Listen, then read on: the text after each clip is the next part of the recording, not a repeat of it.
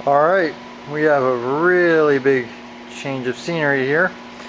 So I've been working on arcade games for a while now, but I've never made videos of them until now, mainly because I simply do not own these games. But the owners are cool with me making videos of them now, so I do want to start making more videos about arcade games. Now right now, everything is off in here except for these two games right here.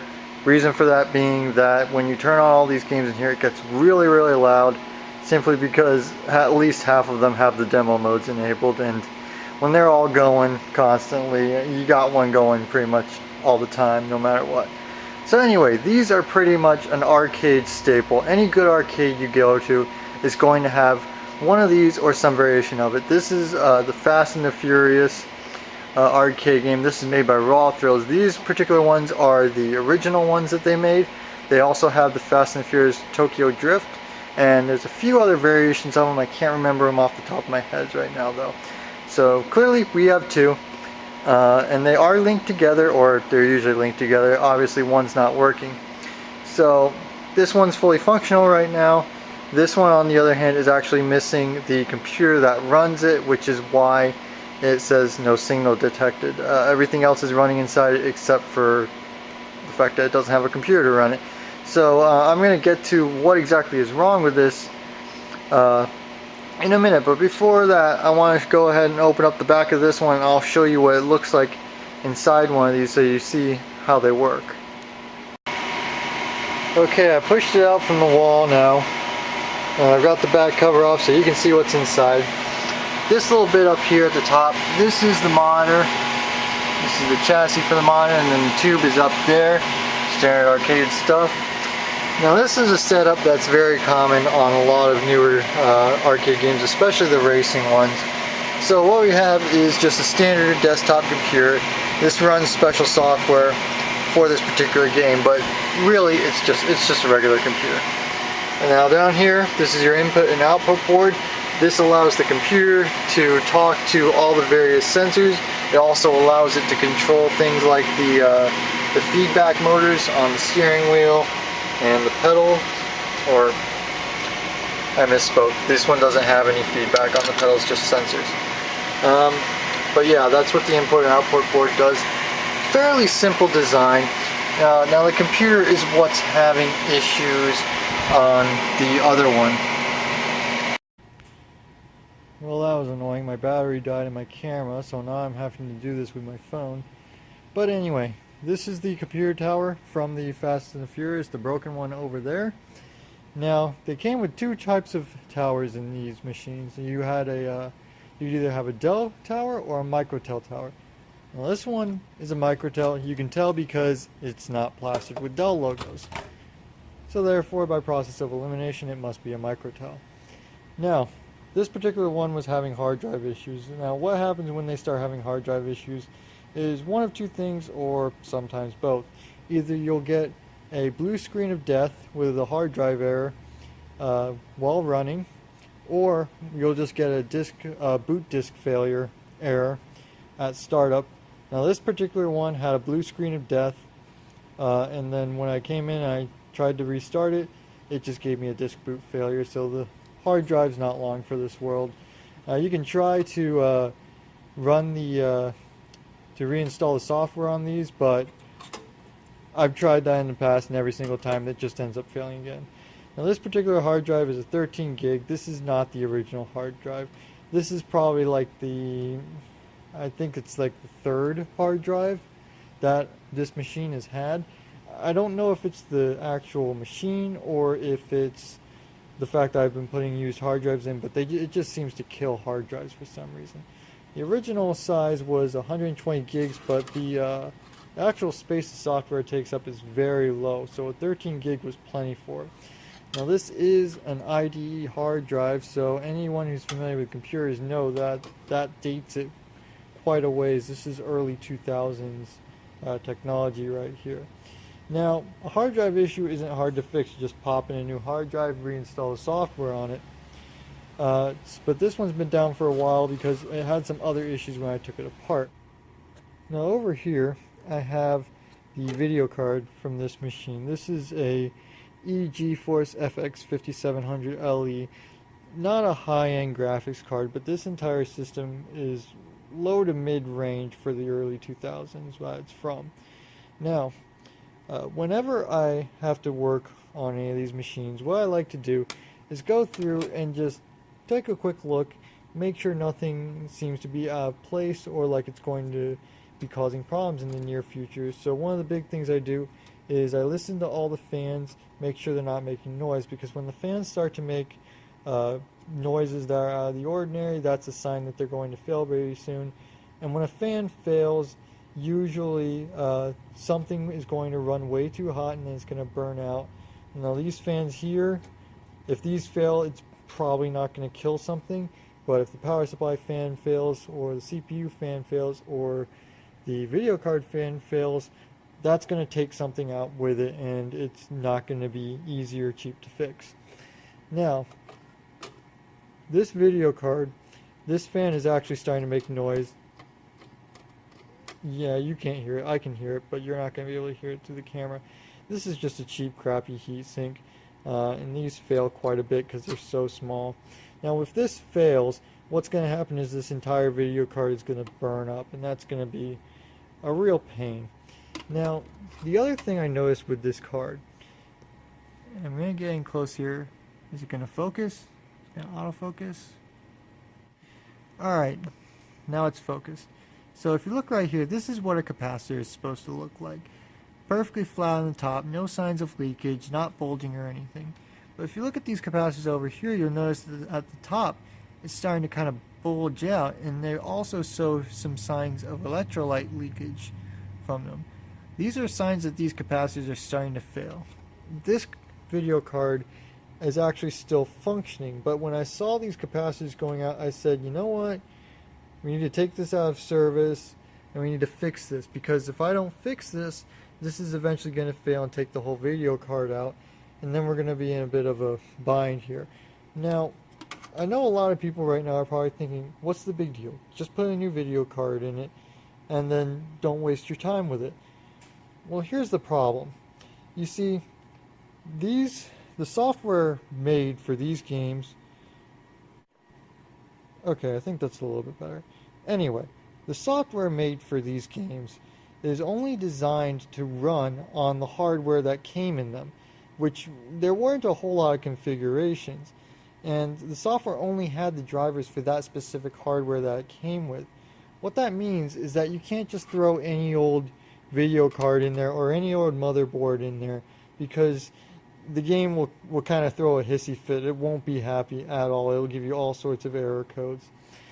Now, there's only a handful of video cards these came with, and I'm not exactly sure which ones they came with. So if I were to try to get another one of these, I'd have to get an exact replacement. And in fact, that's what I did once before.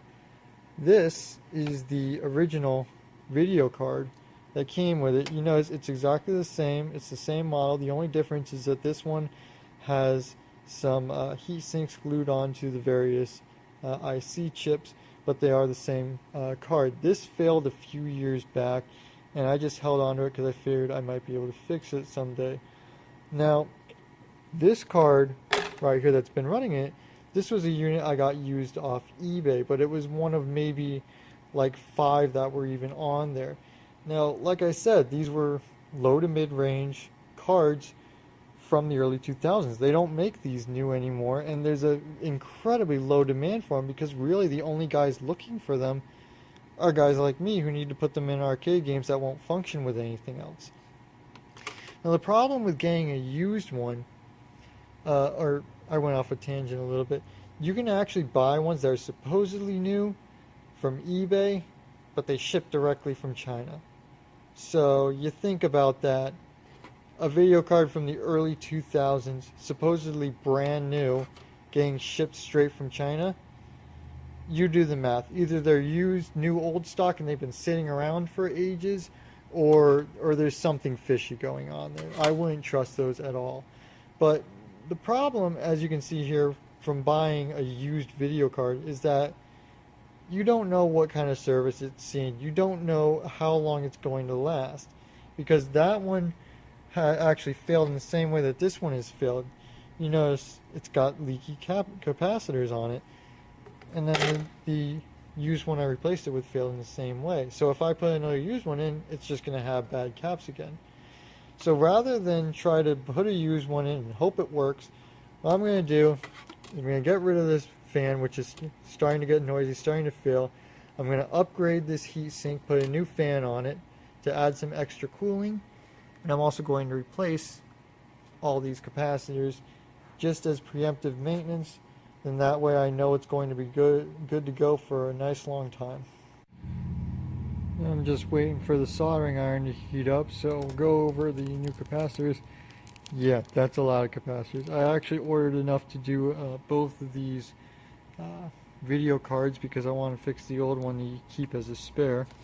But pretty much all these capacitors on here, except for one, are the same rating. That's what these are right here. These are... oh, I forgot it now. I can't see it. 1000, you're not going to really see. I don't know why I'm showing you that. It's 1000 UF 6.3 volts for all, well, all but one of them. And then that other one is going to be 470 UF 16 volts. I believe it's right here. This one's 470 UF 16 volts, and the rest are 1000 UF 6.3 volts.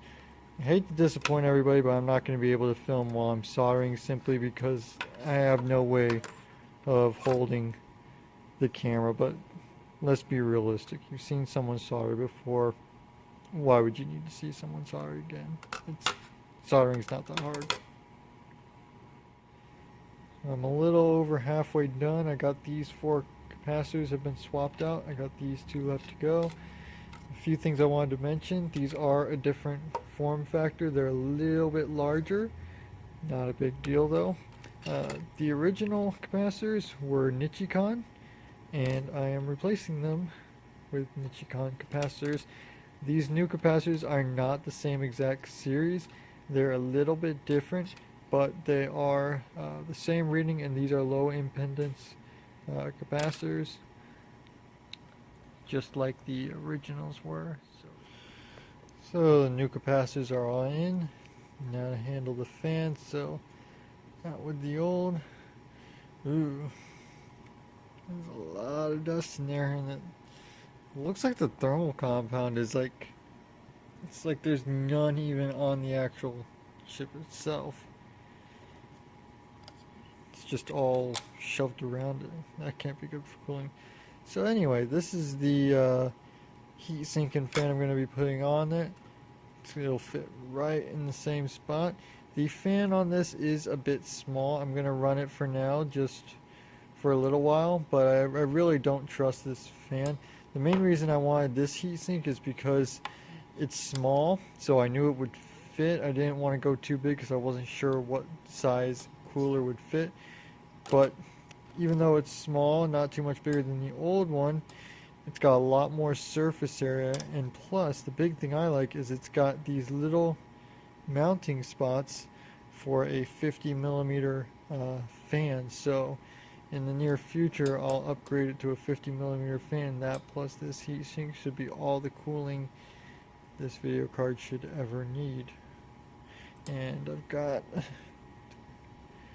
for heat transfer, got some Arctic silver, just a little tiny tube, so we should have plenty of cooling for this video card. Alright, new fan and heatsink is on. Did a quick and dirty splice in the connector because the connectors didn't match. I originally was going to run this for a little while, but after seeing the size, I just don't trust it, so this is going to just be temporary setup, and I'm going to get a 50 millimeter fan to go on this heatsink in the very near future.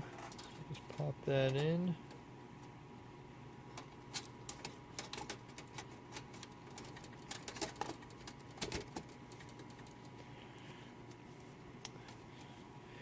And then we got a new hard drive. This is supposed to be brand new. It's a Seagate hard drive. 160 gigabytes, which is more than enough. It's an IDE hard drive, so it should drop right in. And we'll stuff the whole computer back in the game and start reinstalling the software. I think it's ready. So the tower is back in. It's all connected. It is not fully seated in its spot, and there is a reason for that. Since we swapped the hard drive, I'm going to have to do a restore on it, which means I gotta be able to get the disk into the CD-ROM drive, which opens at the front, and there's not enough clearance if it's in all the way. So got a whole stack of restore disks here. It's 108, 170, 188. No, we don't want those. This is what we want. 202, that's the newest one we got. That's what we run on both machines. So that is what we are going to run. Just turn this on, put it in the CD-ROM drive.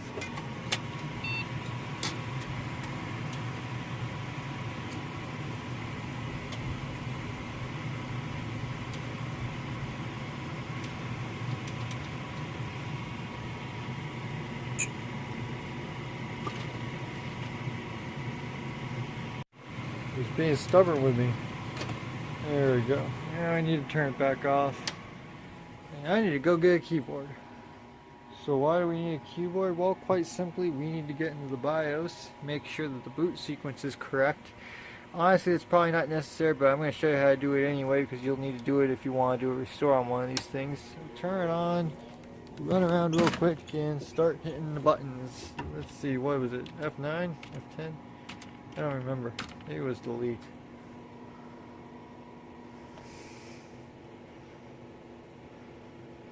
Oh, we got picture. That's good. And it looks like the restore program's running. Yeah, so I messed up. I wanted to enter the BIOS and make sure the boot sequence is correct, but it's already doing it. The reason I wanted to do that is because if you want to run a restore on one of these things and you still have software on the hard drive, it won't let you do it normally, because usually the hard drive is set to boot before the CD-ROM drive, so you have to enter the BIOS and change that around so that it boots from the CD drive first. It's basic computer stuff, but anyway.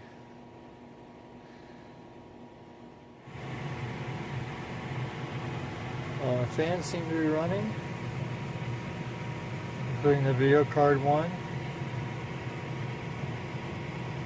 Not a ton of airflow, but like I said, we'll swap that out sooner or later. Now we're just gonna wait for that restore to complete.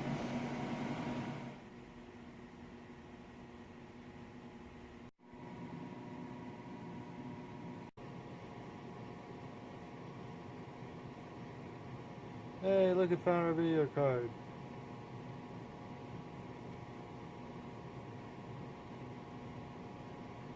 Okay. So, get this CD out of here. And we'll turn it off. Now I'll turn it back on, and now the real fun begins.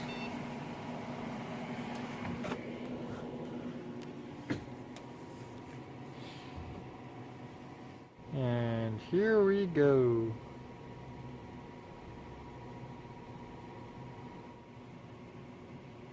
So many reboots later, finally in the home stretch.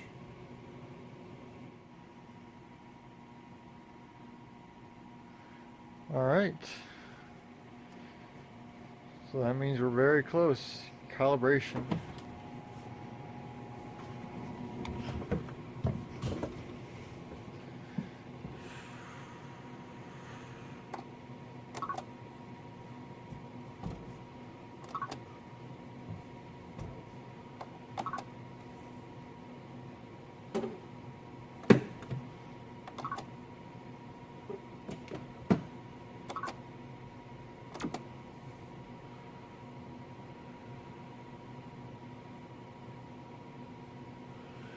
Need to change the game audits. Let's see here.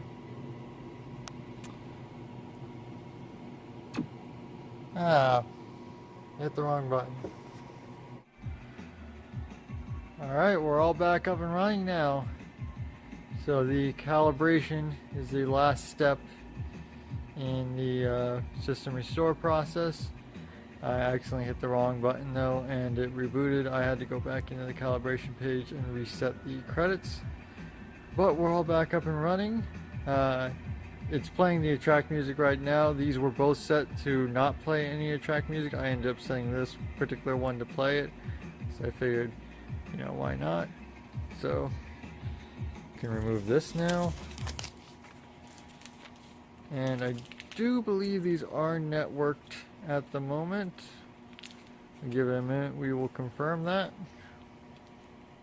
So, turns out, you can see it set up to one can play. That means that they have not networked together for some reason, but it's too late to worry about that now. I'll take care of it later, or what's more likely is it'll probably sort itself out, because that's just how it goes sometimes. Sometimes these things just don't play nice together, and then other times they are fine.